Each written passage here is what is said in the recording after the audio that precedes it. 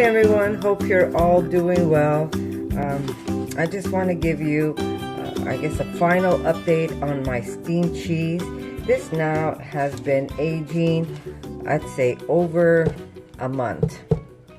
It's nice and firm, almost like a Parmesan. So, it is a cheese that you can age if you do it right and you keep the moisture away from it. That means changing your paper, making sure your hands are clean.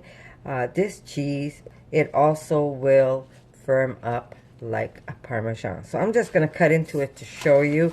I did have a little bit, I think it was last week, and the flavors are amazing. The taste is really good.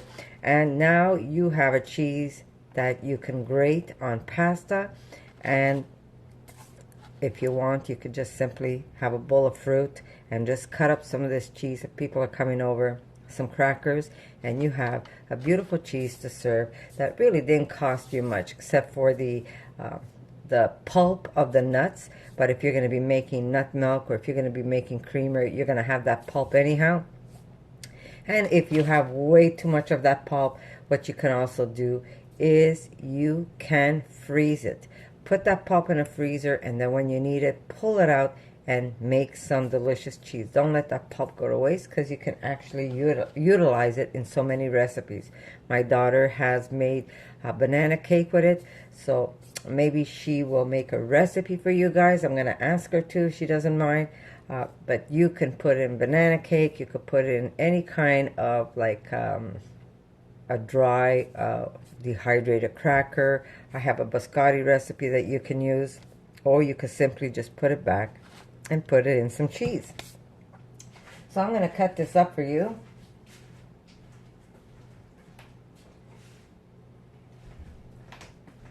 Here we go. I've also been trying to create a cheese where you don't have to use the pulp, and it's really going to cost you no money at all. And I have already tried. The only thing is I used a dark miso. I'm going to show you. Now, this cheese here was a test cheese. I didn't have any more of my white miso, so I went ahead and used my dark miso. So the cheese is very dark. There you go. But this is made with no pulp whatsoever. I did not use any coconut oil. I used sunflower oil. So you know that it is possible. You don't need to use the coconut oil. You could just use plain sunflower oil or avocado oil, whatever oil you want. The only thing is, if you're going to use a dark miso, your cheese is going to get a little darker. I did put some paprika in it, so I'm not crazy about the color, but the flavors are amazing. So it's not that you can't make it. Yes, you can.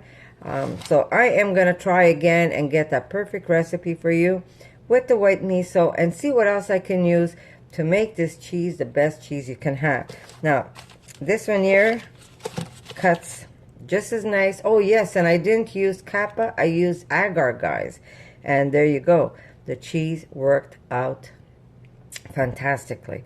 So it is possible, guys. There's ways of not having to spend a lot of money. I'm going to pop this in my mouth because it's so good. Very good. And I'm going to show you this one.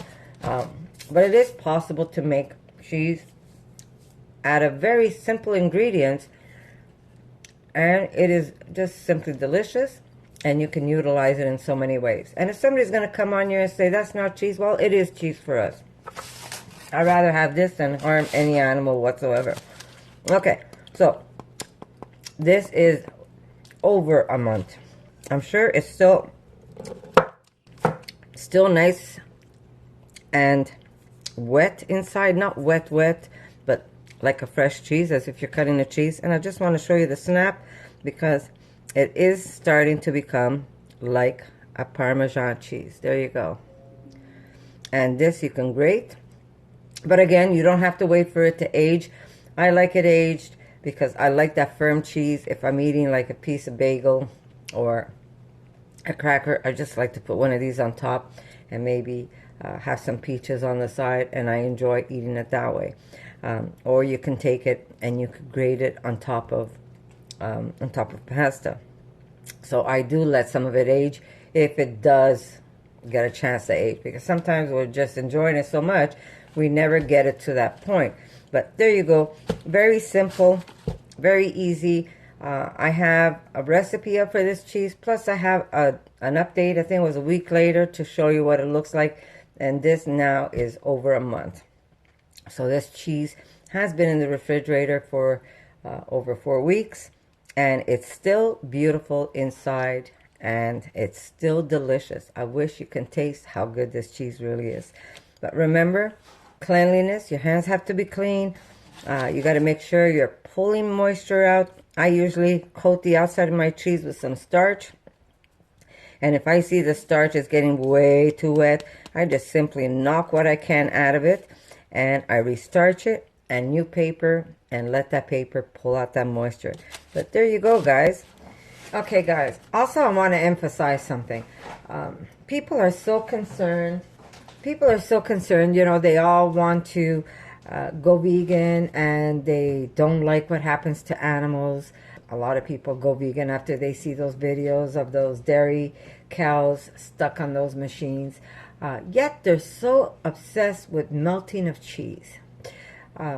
Personally, I don't care if the cheese melts or not. What I care about is the taste of the cheese. So think about it, guys.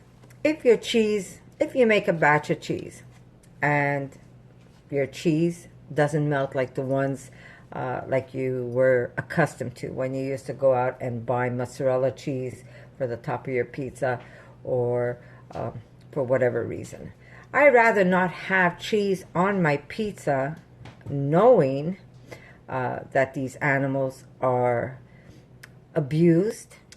Today, people go to the store and they buy that cheese where those cows were attached to a machine from morning till night.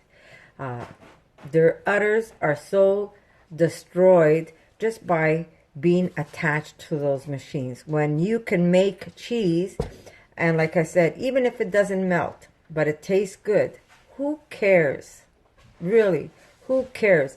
Knowing that you stopped consuming something that is so horrible, because nobody looks beyond the picture, how those cows got there, and how long have they been attached to those machines. Nobody looks at that. They just look at the end result, which is that cheese that you go pick up at the store. So remember, guys, if you make cheese and it doesn't melt, who cares? Does it taste good? Can you still use it? Fine. It doesn't melt on your pizza? Don't put it on your pizza. You really don't need cheese on pizza for pizza to taste good. So remember that it's not all about the melting of the cheese. It's the reason why we're doing this. Yes, some people are doing it for their health. Well, this is a lot healthier than the dairy cheese, because that dairy cheese is so full of cholesterol and everything else that they give to those poor animals. Trust me, if you know what they eat, you're not going to even want to eat that cheese. So you say to yourself, you know what? This cheese here might not melt, but you know what? It's delicious. I enjoy it on a piece of bread. My kids love taking a little piece of this as a snack. And guess what? I didn't have to be part of the system where those cows are abused daily. I think I've shown you. If not, I'm going to have to make another video. But basically, you can make a fast cheese. It takes 2 minutes, especially if you have pizza in the oven. 2 minutes on the stove, and then you pour it on your pizza. Guys, your neighbor, your meat-eating friend will never know that that wasn't cheese on top of your pizza. Your food isn't just what you put on the table. It's being mindful and aware of where your food came from and how it got there. So remember, guys, cheese can be just as delicious if it's made out of rice, guys. So I love you, and I'll see you in my next video. For more videos like this, make sure to subscribe to Connie's Rawsome Kitchen. Give it a thumbs up and share it with your friends.